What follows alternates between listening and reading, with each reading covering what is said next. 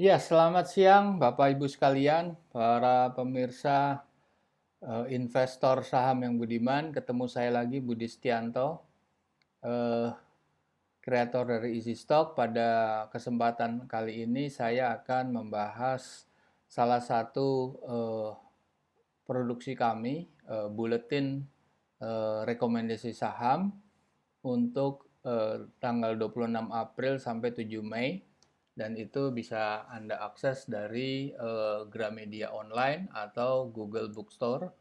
Nah, di sini Anda bisa ketik buletin saham misalnya tanggal 26 April 2021. Nah, Anda klik. Nah, ini eh, oke, ini 15 Mei. Ya, Anda bisa klik di sini lah. Jadi pada intinya kami merekomendasikan, nah ini ya Google. Anda bisa ambil di sini, ini di Google Play atau di Gramedia online, Anda bisa pilih. Nah, saham-saham yang kita pilih itu tentunya memiliki beberapa kriteria. Di sini kami akan menunjukkan sesuai dengan rekomendasi di dalam e-book buletin kami. Nah, ini kita memilih ada 5 perusahaan. Nah, ini kriterianya adalah stoknya harus under value. Under value dengan margin lebih dari 1, artinya di atas 100% ya. Terus free cash flow-nya itu kurang dari 1,5 triliun. Revenue average growth-nya lebih dari 1%, net profit-nya lebih dari 8%, and return on equity-nya lebih dari 10%, debt equity kurang dari 3, asetnya kurang dari 40 triliun, dan working capital lebih dari 1. Tentunya yang di sini yang terpenting adalah stock under value. Nah, stock under value ini adalah produksi daripada stock valuation versi Easy Stock yang bisa diakses secara free melalui platform Android Anda. Anda bisa klik di sini ya, Easy Stock. Anda bisa lihat layar kecil Anda. Anda klik Easy Stock, ketemu dengan lingkaran warna hijau dan merah. Anda klik di sini. Anda klik. Nah, Anda harus install. Nah, Anda download ini free ya, free of charge. Anda open ini. Nah, sebelum itu bisa juga Anda lihat di sini ada penjelasan-penjelasan di sini. Nah, Anda bisa dengar di sini penjelasannya. Sebelumnya mengalami kerugian pada saat investasi saham serta sulit menentukan strategi. Fakta yang beredar membuktikan bahwa investor sering terjebak dalam isu yang dibuat oleh para bandar.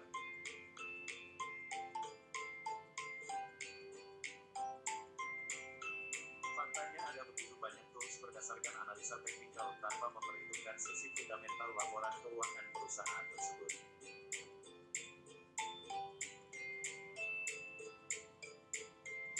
Lalu apa solusinya? Oke, Anda bisa lihat tadi, sekarang Anda open Easy Stock. Dan ini di sini Anda lihat ada 4 bendera, tapi pada saat ini pada periode pre-launching ini hanya Indonesia. Di situ ada 728 saham yang sudah go public, yang bisa Anda akses secara free of charge nilai wajarnya. Jadi Easy Stock ini adalah aplikasi penilai atau pencari nilai wajar saham untuk semua saham yang ada di bursa efek. Dan saat ini hanya di Indonesia. Anda bisa klik bendera Indonesia di sini. Nah, kalau forecast simulator di bawah itu ada menu ya. Forecast simulator itu sebetulnya kalau Anda ingin atau Anda memiliki perusahaan sendiri, perusahaan startup atau perusahaan yang Anda rencanakan ingin go public di masa datang, atau hanya Anda ingin menilai nilai wajarnya dan Anda bisa bandingkan dengan perusahaan-perusahaan sejenis di industri yang sama, di subsektor yang sama, atau malahan di size misalnya aset size yang sama atau revenue size yang sama dan lain sebagainya. Anda klik di sini, Anda bisa isi entah namanya apa di situ, Anda bisa tulis PT Anda, bergerak di bidang apa industrinya, lokasinya di mana, dan yang paling penting adalah adanya alamat email Anda. Anda klik di sini, Anda isi di sini. Nah, di situ ada parameter-parameter keuangan yang penting. Nah, ini parameter-parameter ini kami gunakan untuk memperoleh nilai wajar saham. Pertama adalah pertumbuhan sales rata-rata atau revenue average growth. Anda bisa tulis berapa? 3%. Government bond itu adalah 6,7%. Nah, government bond itu apa sebetulnya government bond? Kita coba lihat dulu government bond itu Anda bisa lihat di sini. Nah, ini adalah website daripada Indonesia Bond Agency. Ya, di sini Anda lihat itu di grafik dan di tabel sebelah kanan itu ada tenor, today, dan yesterday. Nah, kita hanya memilih tenor year yang 10 tahun. Di situ government bond-nya adalah 6,6659 pada hari ini. Nah, ini juga bisa diakses melalui misalnya Anda masuk ke Bloomberg. Nah, Bloomberg indikatornya apa? Misalnya Anda lihat country. Oke, country-nya apa? Indonesia ya. Misalnya Asia, Indonesia. Oke. Nah, government bond yield. Nah, kenapa di situ 6,45? Ya memang more or less ada perbedaan ya. Di situ 6,66, di sini 6,45. Ya, artinya nggak usah terlalu dipusingkan. Kira-kira angkanya desimalnya memang berbeda sedikit, meskipun itu berbeda buat kami yang mengkalkulasi nilai wajar. Nah, kenapa di sini Anda bisa lihat di grafik Bloomberg di sini kan terjadi, lihat nih. Anda lihat bahwa coba kalau kita bicara 1 tahun ya. Kita bicara 5 tahun. Nah, ini lihat. Mungkin ya. Di sini terjadi government bond tuh naik di sini. Luar biasa naiknya. Ini apa? COVID itu berkembang atau diumumkan secara terbuka pada periode Maret-April. Maret lah. Dan April itu mencapai level 8,3. Pada awal akhir Februari itu cuma 6,5. Nah, kita lihat apa yang terjadi di stock market. Oke, kita lihat. Oke, ini stok ya. Kita lihat ini aja lah di sini di Bloomberg ya. Di Bloomberg kita lihat stock market. Oke. Anda bisa bandingkan di sini. Kenapa government bond itu begitu penting? Nah, kita ambil posisi 5 tahun juga ya. Nah, ini lihat, Anda bisa lihat di sini ya. Di sini kan kenaikan itu terjadi di awal Maret ya. Naik dia drastis dari 6,4, 6,5 naik ke level 8,3. Apa yang terjadi di stock market? Stock market pada akhir nih, ini akhir Februari atau katakan awal Maret itu di level 5.900. Tetapi begitu masuk di akhir Maret itu turun di bawah 4.000. Ini kan mirip, coba. Korelasinya sama nih. Dari 27 Februari itu di 6,5, naik ke 1 April atau 24 April lah, 24 Maret 8,3. Ada kenaikan sekitar berapa tuh? 40%. Di sini ada penurunan di akhir Maret. IHSG jatuh 40% lebih. Nah, ini makanya penting sekali bahwa pergerakan government bond itu mempengaruhi pergerakan IHSG. Artinya apa? Artinya di government bond itu merupakan indikator investor global untuk menilai tingkat risiko, begitu juga upside potensial daripada investasinya di suatu negara. Apa yang terjadi pada periode 2020 bulan Februari sampai akhir Maret atau awal April? Apa yang terjadi adalah shifting atau perpindahan dari pasar modal yaitu bursa ke pasar uang yaitu government bond di situ. Nah, itu kenapa government bond itu begitu penting? Setiap desimal yang berubah itu kenaikan dan penurunan akan berefek kebalikannya untuk pasar modal. Karena komponen-komponen yang ada di government bond itu disebut sebagai indikator di sini. Kalau di Bloomberg kan sebagai indikator. Indikatornya itu apa? Nah, indikatornya di sini.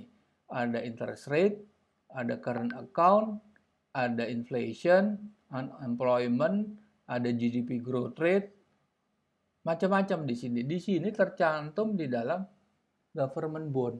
Jadi begitu pentingnya government bond untuk kita perhatikan, untuk kita melihat kapan suatu saham itu, indeks harga saham itu akan terpengaruh.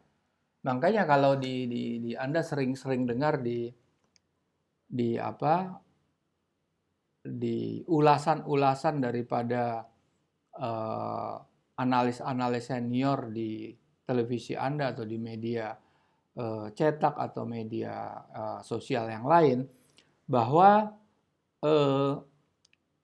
mereka mengacu kepada tingkat suku bunga The Fed atau apa yang akan diputuskan oleh gubernur bank sentralnya Amerika. Nah, itu emang jelas berefek kepada terjadinya shifting atau switching dari negara satu ke negara lain. Kalau the Fed itu, karena Amerika adalah sumber daripada pasar uang dan pasar modal. Wall Street itu adalah pasar modal dan pasar uangnya dikelola oleh the Fed.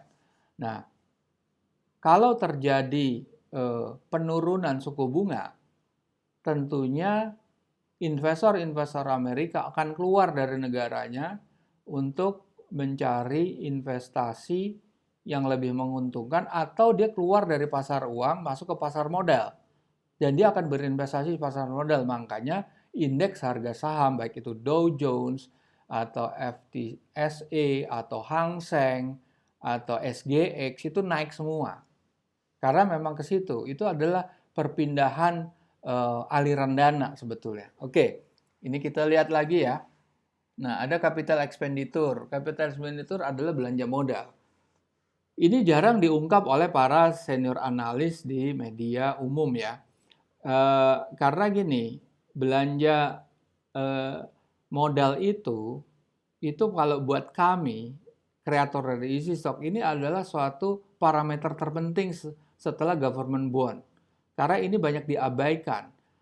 Capital expenditure adalah investasi dari perusahaan untuk pengembangan.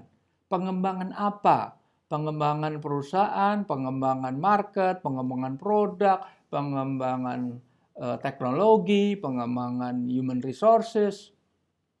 Dan itu kalau perusahaan tidak mempunyai spending di belanja modal, di capital expenditure atau capex, berarti bisa dikatakan perusahaan itu stagnan atau perusahaan itu tidak memiliki prospek yang bagus ke depannya, atau industri itu sedang dalam posisi downtrend. Nah, itu bisa tergambar. Kalau dia itu posisi capex-nya itu relatif stabil cenderung naik, ini perusahaan punya prospek. Tapi jangan jangan terlalu cepat mengambil kesimpulan. Karena apa? Perusahaan-perusahaan yang capex-nya itu naik, belum tentu dia secara perusahaan itu produktif. Anda harus lihat net profit-nya, bukan EBITDA-nya, tapi net profit after tax. Itu the real dana fund yang ada dimiliki oleh perusahaan. Itu adalah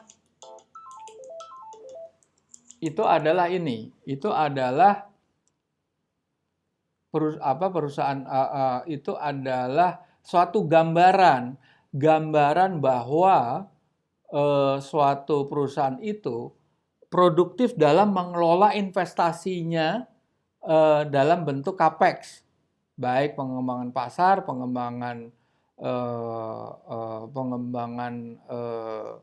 teknologi, pengembangan produk dan lain sebagainya. Ini jadi penting sekali di sini. Kalau EBITDA nggak ada unsur belanja modal, ada depresiasi. Sebetulnya penyusutan itu kan bukan adalah non-cash account ya di situ. Sebetulnya lawannya harus ada. Apa yang disusutkan oleh biaya depresiasi adalah belanja modalnya. Nah, kalau belanja modalnya nggak diperhitungkan di situ, berarti Anda tidak seimbang di situ, tidak fair. Boleh dibilang bahwa kenapa EBITDA memasukkan depresiasi, tapi tidak memasukkan capital expenditure. Itu beda dengan prinsip kami yang menganut paham free cash flow. Nah, oke, di sini panjang, utang jangka pendek. Ada namanya intrinsic value discount. Ini adalah metode safety, block safety yang dikenal dengan margin of safety versi Benjamin Graham. Ada listed stock, dividend, equity, net current asset. Nah, free cash flow itu adalah gabungan dari sisi earning, gabungan daripada net profit after tax, depreciation, amortization, capital expenditure, non-recurring income, dan non-recurring expenses, itu ketemu namanya free cash flow. Nah, free cash flow itu adalah yang paling penting di dalam kehidupan sehari-hari seorang businessman. Real cash flow adalah uang yang betul-betul yang bisa diputar. Nah, sekarang kita lihat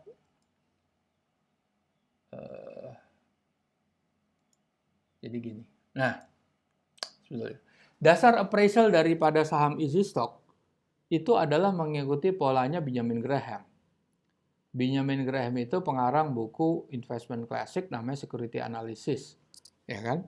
Security analysis itu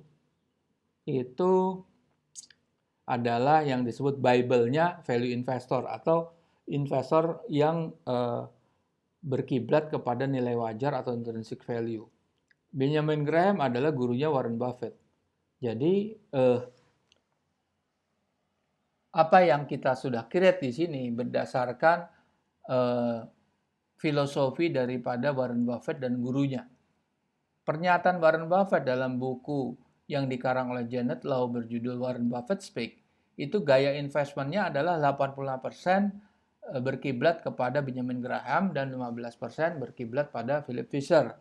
Nah, Philip Fisher ini dalam bukunya Common Stock and Uncommon Profit itu tidak berorientasi menemukan angka daripada intrinsic value, tapi dia menganalisa suatu sistem kepemimpinan, sistem distribusi, sistem production, sistem dari sales force, sistem dari hubungan antara owner dengan manajemen, owner dengan union, dan lain sebagainya.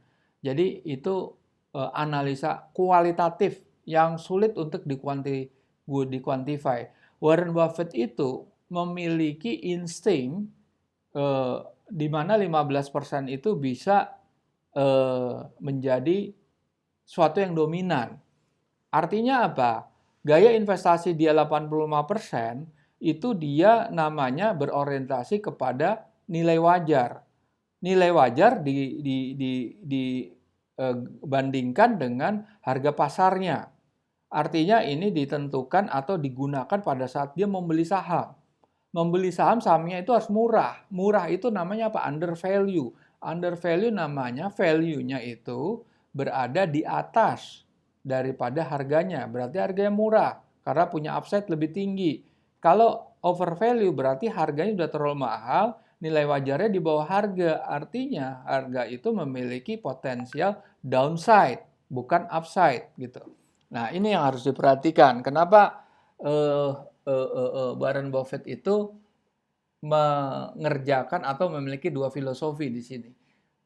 Pernah terjadi di salah satu stock pick-nya Warren Buffett adalah perusahaan Coca-Cola. Perusahaan Coca-Cola dia itu pada saat dia melakukan pembelian besar-besaran, Coca-Cola itu harganya lebih mahal atau over value. Sehingga kalau menurut paham Benjamin Graham, dia nggak akan beli, tapi Warren Buffett beli. Kenapa? Karena dia lebih saat itu, untuk momen itu, untuk konteks pembelian saham Coca-Cola, dia lebih berorientasi didominasi oleh pahamnya Philip Fisher. Sehingga dia memilih saham-saham yang memiliki nilai kualitatif yang kuat. Di situ Coca-Cola jelas dia punya strong distribution, strong historical performance, sama dia punya secret resepi yang nggak pernah ditiru, tidak pernah bisa ditiru oleh para kompetitor. Nah, historical performance itu dengan network yang luas, dengan distribution yang luas, dengan tingkat growth yang tinggi dan lain sebagainya. Oke, dan ini rumusnya seperti ini. Nah, inilah seperti Anda bisa lihat, perhatikan di situ. Di situ inputnya adalah laporan keuangan quarterly financial report. Yang semua itu ada di bursa efek manapun tuh ada. Karena tuh suatu kewajiban mandatori sebuah perusahaan yang listed itu wajib menyampaikan laporan keuangan setiap 3 bulan. Dan laporan keuangan itu ada 4. Kuartal 1, 2, 3, 4. Saat ini kita membahas laporan keuangan di kuartal keempat. Kuartal ke-1 tuh hanya baru hitungan jari lah yang baru mengeluarkan laporan keuangan Q1 2021. Yang perlu diperhatikan di sini, dari 4 laporan keuangan itu harus disetahunkan, di annualize. Artinya kuartal ke-1 itu cuma berjalan 3 bulan, artinya harus kali 4 supaya jadi 12 bulan. Kuartal kedua hanya setengah, dikali 2 supaya 12 bulan. Kuartal ketiga hanya 9 bulan, harus dikalikan 4/3 supaya dapat 12 bulan. Nah, ini adalah suatu prediksi, semacam Anda itu Anda itu bekerja, Anda sebagai fresh graduate atau Anda sebagai first line manager, Anda akan dicoba untuk level probation. Probation itu 3 bulan. Kalau 3 bulan Anda melampaui target atau at least sama dengan target yang dicanangkan, berarti prediksinya adalah di 3 kuartal berikutnya Anda akan dipercaya melakukan performance yang sama atau bahkan lebih. Itu artinya, karena di awal-awal itu ada terjadi suatu transisi, ada terjadi suatu penyesuaian, adjustment. Tapi begitu lewat dari 3 bulan, Anda bisa mencapai target baik kualitatif atau kuantitatif. Kuartal berikutnya Anda akan fly, Anda akan terbang, melampaui target. Itu yang diharapkan. Makanya penilaian orang adalah 3 bulan. Dan sama juga. Oke, di sini kita melihat ada profit and loss, cash flow, auditor notes, dan balance sheet.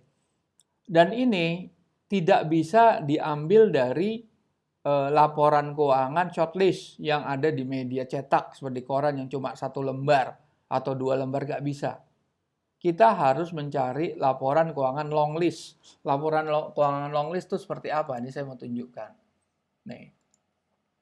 Laporan keuangan long list itu seperti ini. Anda bisa cari di sini. Nah, di sini. 2020 kuartal 4 ya. Nah, AALI. Apa yang disebut shortlist? Shortlist itu nih kayak gini.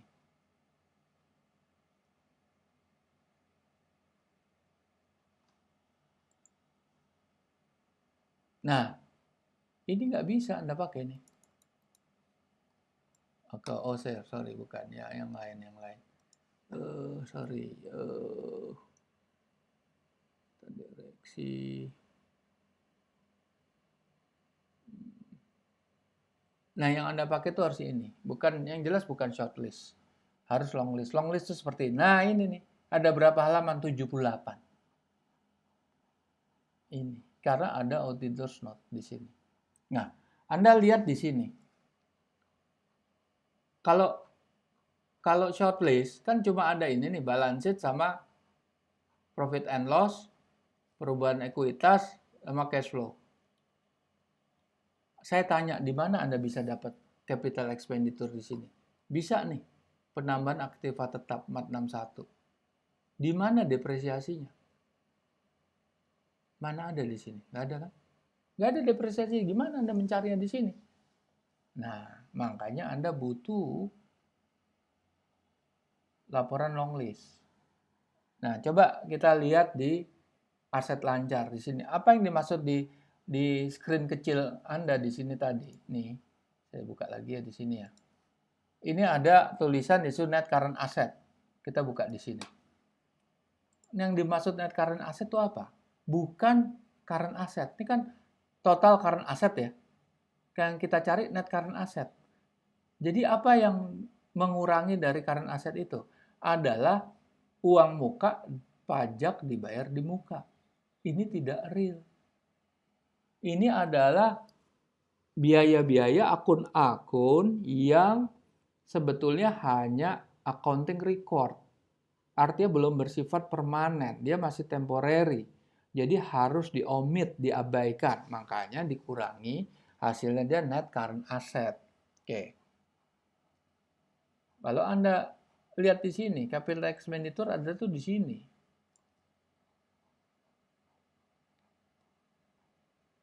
Nah, sebetulnya di sini.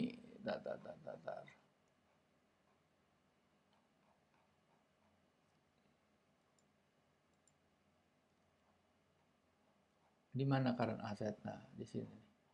Nah, ini current asset nih. Penambahannya itu ya ini nih.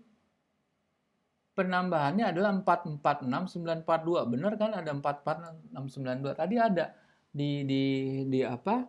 Di cash flow statement ada 446. Nah, ini di sini.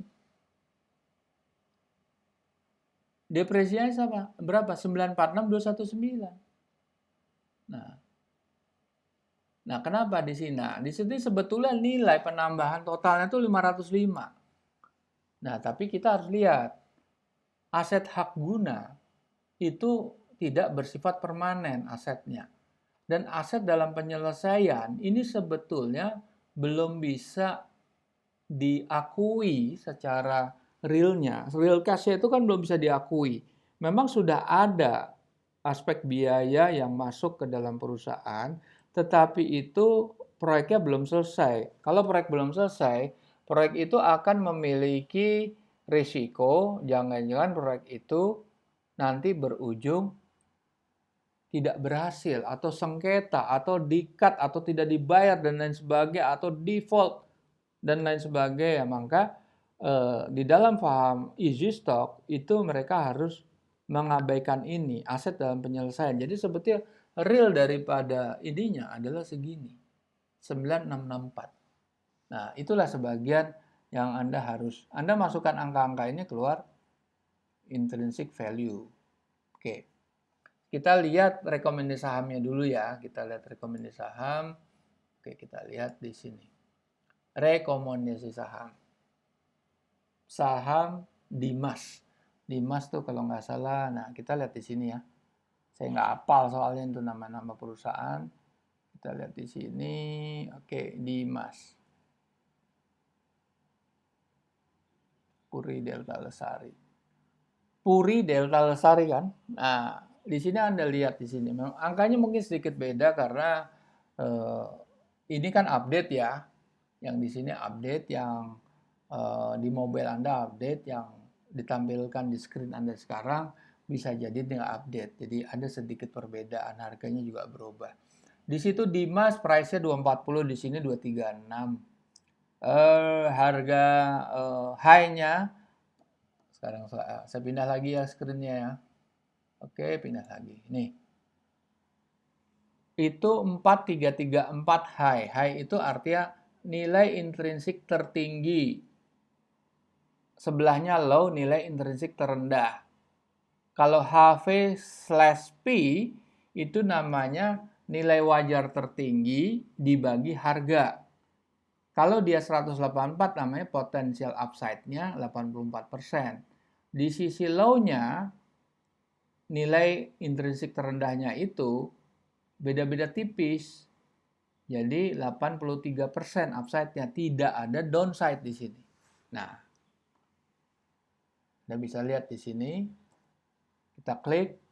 Nah, parameter ini kan Anda lihat Q4 2020. Average growth-nya kurang dari 1%. Government bond-nya 6,67. Mirip lah. Sekarang coba kita cari. Bloomberg IBPA tadi berapa? Kita lihat ya IBPA berapa tadi. IBPA Anda lihat di situ 6,67 kan, betul kan? Nah, oke. Capital expenditure Anda lihat lagi ke sini, saya harus balik lagi ke sini lagi. Oke. Ada capex, ada net profit after tax, utang jangka pendek, jangka panjang, dan lain sebagainya. Nah, itu udah tercantum di situ semuanya. Ada feature selection itu market cap-nya berapa, dan key financial ratio. ROE, return on equity, debt to equity, profit margin, gross profit margin, PE ratio, working capital ratio, return on asset, dan dividend yield. Nah, ini kan balik lagi, apalagi saham-saham, sorry, oke, kita lihat lagi. Nah, ada Arna. Arna itu 9%, upside-nya, downside-nya nggak ada, upside-nya 7-9%. Kita lihat lagi di bawah ada apa. PRDA. PRDA 40% sampai 54%. Kita lihat di sini. Kita klik belakang lagi PRDA di sini ya. PRDA. Prodia. Nah, ini perusahaan pemeriksa darah Prodia. Nah, di situ kan emang ada sedikit perbedaan kan? Karena harganya berubah. Harga di situ berapa? 39.20 ini turun. Jadi upside potensialnya jadi naik. Yang di situ upside potensialnya tadi saya bilang 40 sama 54. Ya kan? 40%. Kita lihat di sini. Screen bahwa PRDA. PRDA itu potensial upside-nya itu 51% sampai 65%. Karena harganya turun. Yang tadi 39, kalau nggak salah tadi harganya 3920, sekarang harga 3880. Itu turun. Dan pengaruh juga. Karena graf government bond kan udah berubah. Kalau yang di layar tadi itu kan catatan yang nggak up to date. Mungkin 2-3 hari yang lalu atau 4 hari yang lalu. Kita nggak tahu karena yang ada di aplikasi Anda, di aplikasi Android mobile, itu terupdate setiap hari. Itu daily updated. Daily updating by system. Jadi begitu closing hours, kayak 4:30 ini atau jam 5, kita memiliki tiga time sheet, yaitu kemungkinan jam 5, jam 9, dan jam 12 malam, itu akan berubah secara otomatis gitu. Jadi apa yang Anda lihat di sini adalah terjadi dinamika perubahan setiap hari karena efek government bond yang berubah setiap hari. Nah, itu dia. Nah, ini government bond, Anda lihat di sini. Ini government bond ini kan coba 23 April. Apa sekarang udah 24? Kita lihat. Senin 26 April kan. Nah, berapa? 6614. Di sini berapa? 6667. Masih yang pakai yang kemarin ya, belum terupdate ini. Baru yang kemarin. Karena ngupdate-nya sekitar jam 5, jam 9, jam 12 malam. Nah, ini kita lihat di sini.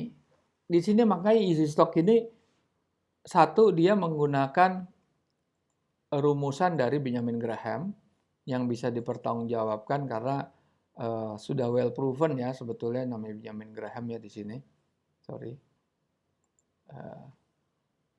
Jadi dengan flow seperti itu masuk derivatifnya daripada data mentahnya itu profit and loss, cash flow, balance sheet keluar free cash flow.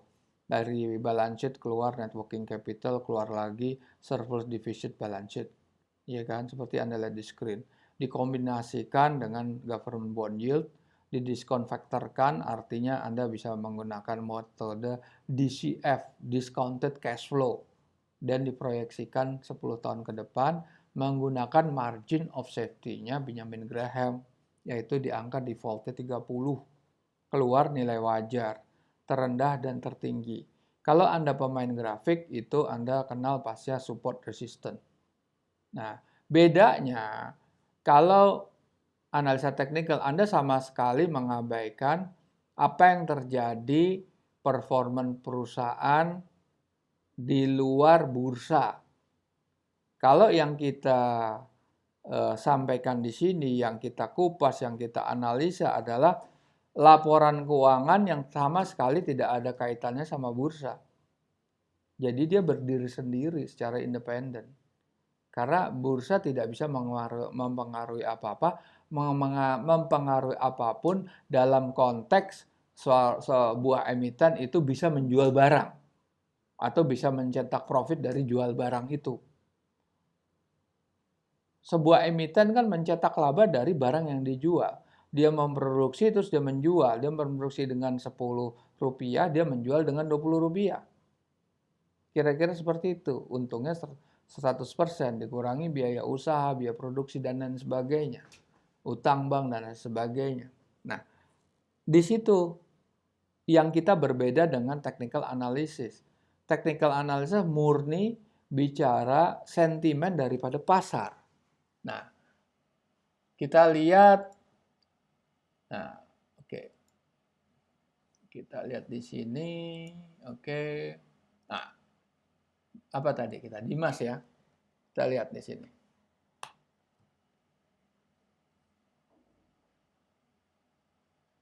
Nah, ini Dimas ya, Anda lihat, pergerakannya memang fluktuatif ya, fluktuatif, tapi upside-nya kan di sini Dimas tadi, sorry. Ini PRDA. Saya ke PRDA aja. Nggak hafal saya soalnya. PRDA. Oke. Nah, ini grafiknya sempat rally kan ke atas ya di bulan apa itu bulan 3 sampai ke bulan 4. 1 bulan itu dia rally ya, rally naik terus, sekarang dia lagi turun. Apakah kita sebaiknya beli? Kalau dari sudut pandang chartis atau teknikal, yang kebetulan saya nggak terlalu menguasai ya, di situ kan Anda bisa melihat support resistance, Anda bisa menggunakan Bollinger Band, di situ yang menembus batas atau yang masih di dalam batas atas dan lain sebagainya. Mohon maaf saya nggak begitu menguasai di sini. Tetapi yang jelas kalau dari sudut fundamental yang intrinsic value-nya di level 5 ribuan dan sekarang posisinya masih 3.800 atau di bawah 4.000, artinya potensinya kan masih bisa naik. Kemarin itu harga tertinggi 4.300 tapi belum maksimal. Dia masih bisa naik lagi menurut laporan keuangan akhir tahun. Nah, kalau melihat daripada ini, ini kita bisa tunjukkan juga ya. Sorry, PRDA. Ini agak slow ya.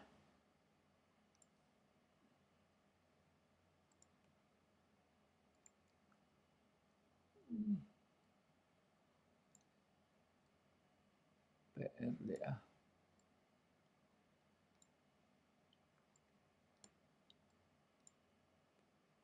Oh, wah, agak slow.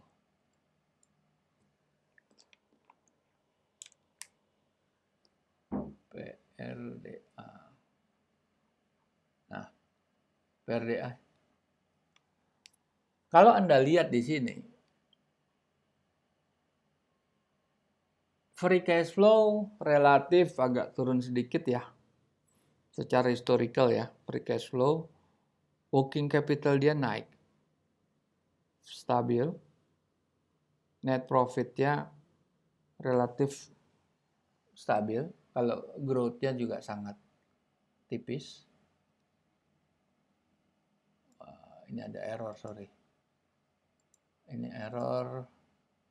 Tapi kalau kita lihat nih, ini sebetulnya harusnya naik ini, harusnya naik. Tapi ada errornya karena di tahun 2014 dia naik posisinya. Oke, dia naik. Maka di sini mestinya naik ini karena ada mungkin miss error di sini dia naik nih grafiknya. Jadi di sini yang kita bisa lihat bahwa secara historical PRDA itu mengalami kenaikan. Makanya secara fundamental dia itu sebetulnya perusahaan-perusahaan yang secara fundamental memiliki growth atau dia bisa mempertahankan growth itu di level di atas rata-rata, ya kan? Dan dari sisi harganya juga belum tinggi. Artinya harga masih under value, itu bisa kita pikirkan untuk dikoleksi. Nah, kita lihat harga yang lain apa? TSPC, Arna, Dimas. Oke, kita lihat TSPC. TSPC harganya berapa sekarang kita lihat. TSPC.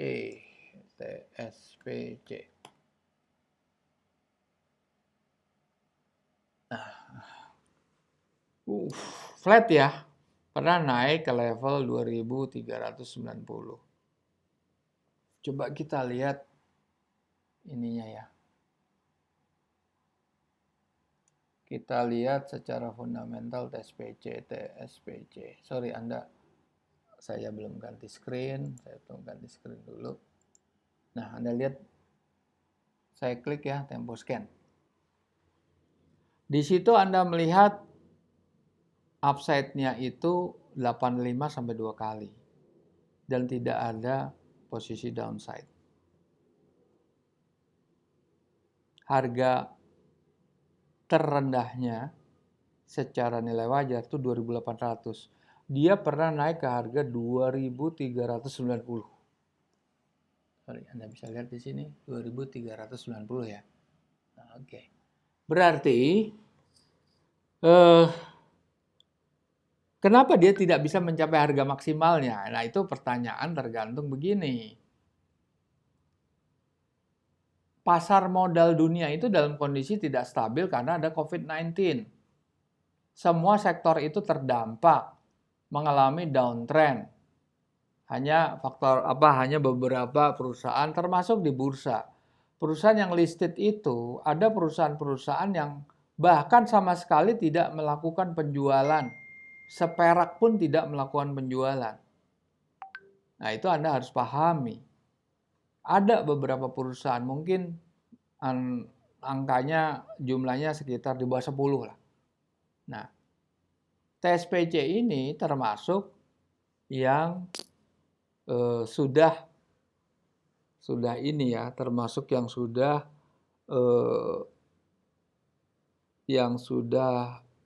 atau bisa mempertahankan ya, performance-nya gitu. Nah, kita lihat lagi, apalagi perusahaan Arna tadi kan juga ya, Arna. Oke. Di sini agak beda ya karena di sini harganya sudah berubah. Closing price-nya 750. Upside-nya tuh antara 23 sampai 25. Masih punya upside sampai ke 900-an. Posisi sekarang masih 750. Masih punya ya. Makanya kalau melihat yang update adalah di sini. Di aplikasi Anda di sini Arna ini masih 821 karena bisa jadi waktu itu nilai government bond-nya masih tinggi sehingga nilai wajarnya terpengaruh. Kalau government bond-nya naik, nilai wajar turun. Artinya dia punya upside potensialnya pasti turun.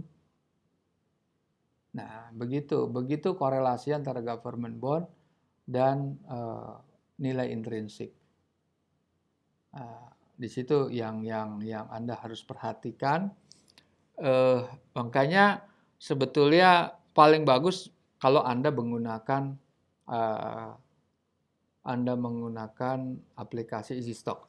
Oke, aplikasi EasyStock ini adalah free, tetapi kalau Anda memang sudah artinya paham, sudah bisa memahami dari penggunaan ini saya lihat Arna kita klik ya.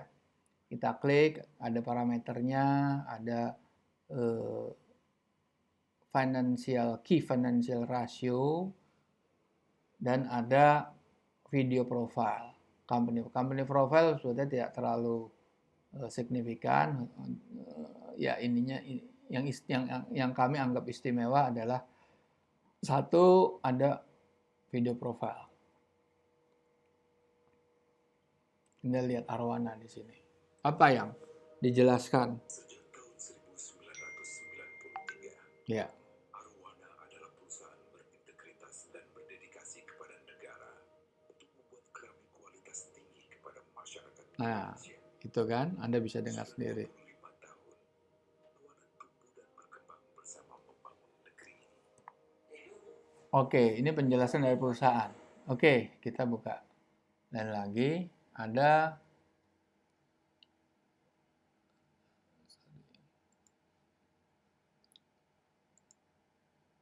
Oke, sekarang kita lihat historical chart. Nah, itu ada 1 minggu, 2 minggu, 1 bulan, 3 bulan, Anda bisa melihat perbandingan antara nilai wajar tertinggi, terendah dengan harganya. Oke. Yang lebih menarik lagi sebetulnya di sini adalah ada forecast simulator. Nah, apa gunanya? Nah, untuk aplikasi atau fitur forecast simulator ini Anda harus berbayar karena ini premium apps. Jadi ada 2 fitur yang Anda bisa terima kalau Anda masuk menjadi member premium. Anda akan dapat fasilitas stock simulator untuk setiap saham yang listed dan Anda bisa memperoleh fitur selanjutnya yaitu best stock selection. Oke. Revenue growth itu 6 ya. Oke. Anda melihat revenue growth-nya nggak 6 lah, 4% lah. Oke, government bond-nya sama. Anda malah melihat bisa naik keuntungan dari 420 misalnya. Nolnya 3 kali. Tuh agak. Oke.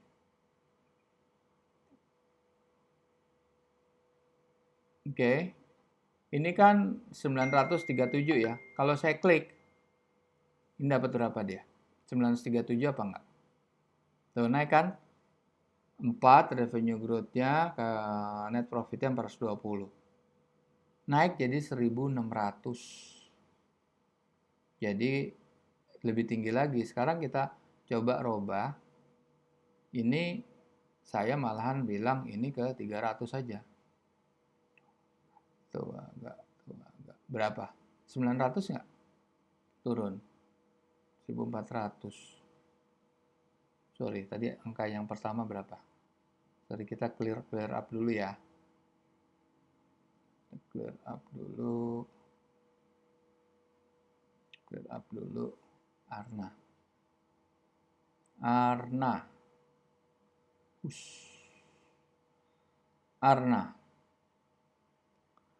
Oke, siap. Stock simulator. Nah, ini kan angkanya kan 937. Kalau growth-nya 4% dan income-nya 300.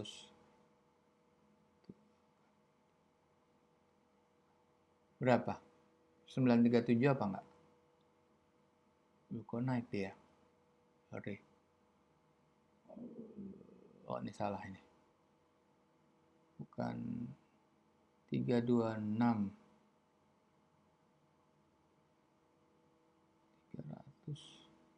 300, 241, 511, 507. Ini segitu, naik.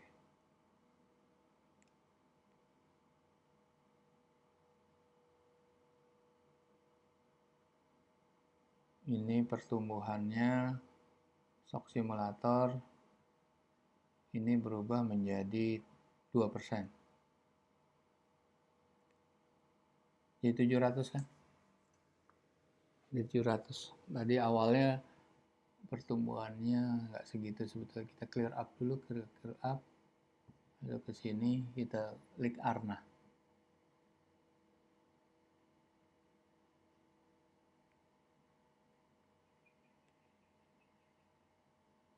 Ya.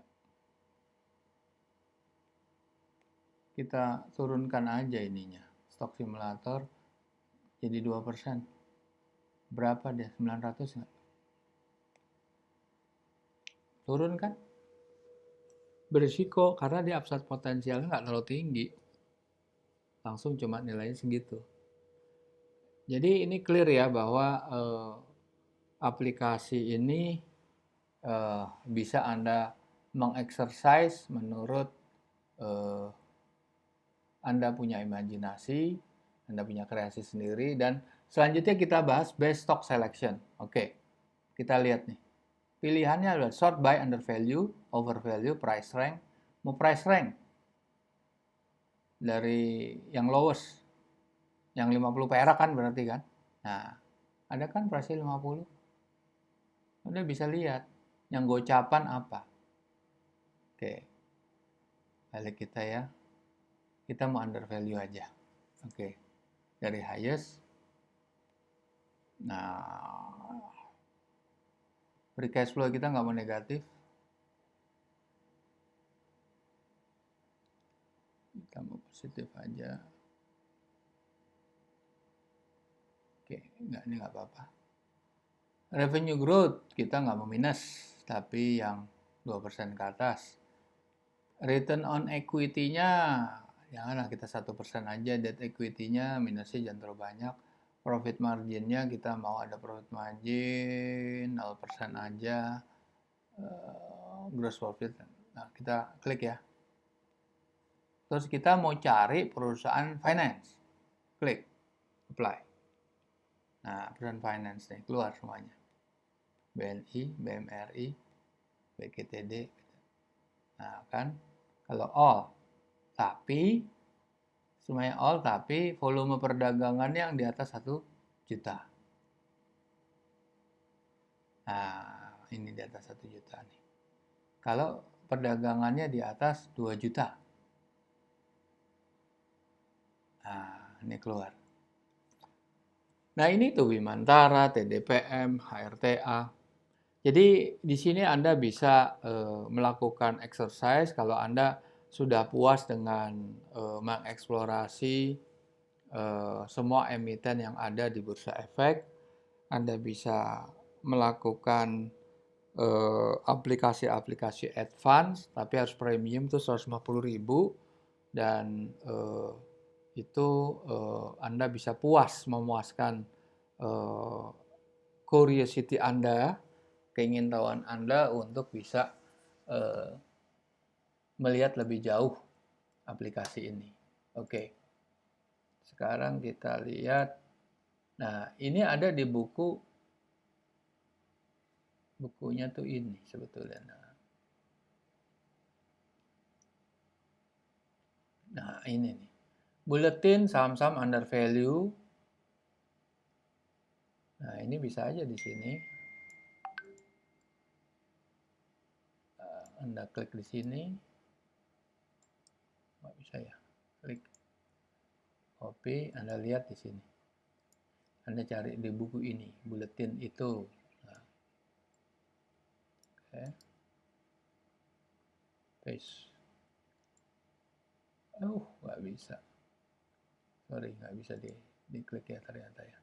Oke, ini buletin ini terbit 2 minggu sekali. Setiap hari Senin bisa Anda akses dan ini merekomendasi saham-saham. Nah, ini berikut adalah grup parameter ini yang dipilih kan saham-saham under value. Saham-saham under value ada saham-saham yang second liner. Kalau ini yang first liner ini. First liner ini pokoknya berdasarkan stock under value, trading volume sekian, aset ranking, volume growth, revenue, growth average, profit margin, dan sebagainya. Nah, ini kalau yang second line, ini penjelasannya seperti ini. Oke, ini bukan nih.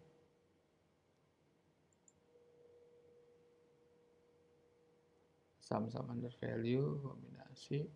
Oke. Nah, second line ya, ini yang second line. Penjelasannya juga ada di sini, second line. Second line under value.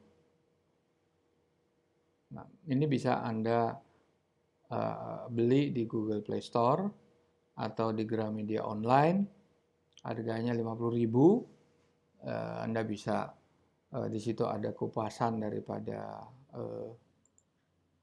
ini kalau kita buka di sini, oke, apa yang dikupas isinya ya, pendahuluan, kondisi ekonomi makro, analisa umum per industri, ringkasan penutupan bursa. Nah, itu ada ringkasannya di sini.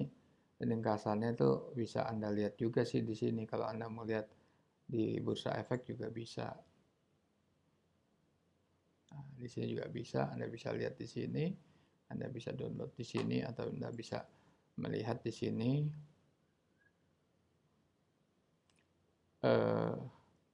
Apa aja yang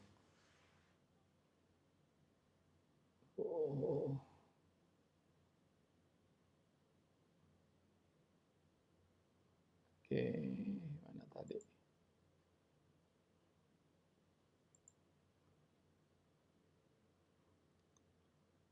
Oke, agak lambat ya.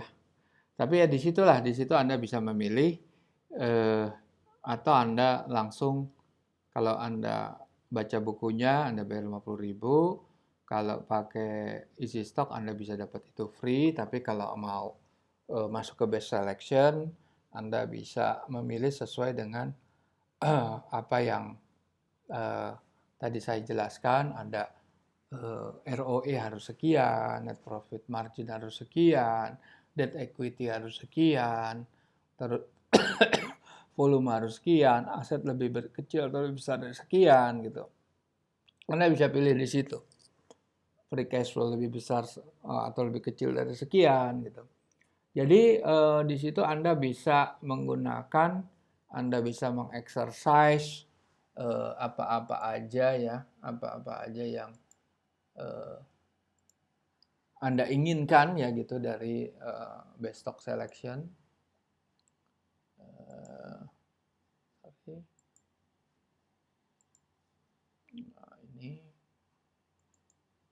Nah, rekomendasi saham 26 April sampai 7 Mei.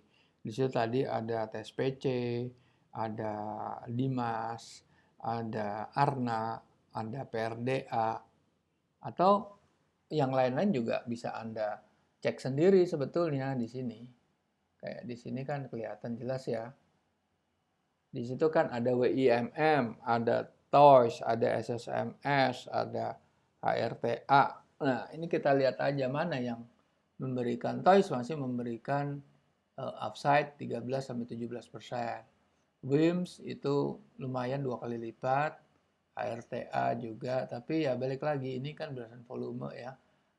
BIPP ini upside-nya gede sekali sebetulnya.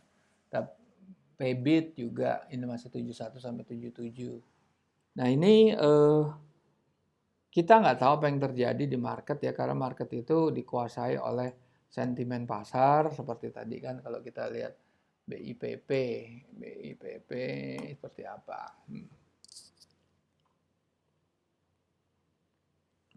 Ya masih sekitar segitu ya.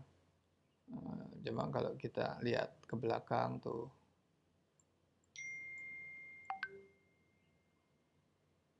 pernah sampai 80, pernah sampai di 72, pernah sampai di 90. Nah, kita monthly aja deh, monthly. Pernah di 120, pernah di 143. Artinya Anda bisa menggunakan ini. Ya perusahaan-perusahaan ini nilai wajar saham ini sebetulnya murni menilai apa yang tertera di dalam laporan keuangan. Apakah kreator atau inventor dari easy stock ini miss terhadap suatu trik? Nah itu emang sulit. Karena trik-trik keuangan itu window dressing itu tidak bisa semuanya terdeteksi. Nah, ini seperti yang terjadi di kelas bursa seperti Wall Street pun juga ada seperti kecurangan-kecurangan atau pelanggaran-pelanggaran seperti perusahaan WorldCom. Itu skandalnya sampai miliaran dolar gitu yang melakukan kerugian. Yang sehingga perusahaan sekelas auditor Andersen Consulting itu raib, artinya dicabut izinnya. Sehingga tidak ada namanya Andersen Consulting. Baik, sampai di sini saya sudahkan dulu. Nanti kita bertemu lagi di kesempatan mendatang. Kita akan bahas lagi topik-topik menarik. Salam investasi. Saya Budi Setianto, kreator Easy Stock, undur diri. Assalamualaikum warahmatullahi wabarakatuh.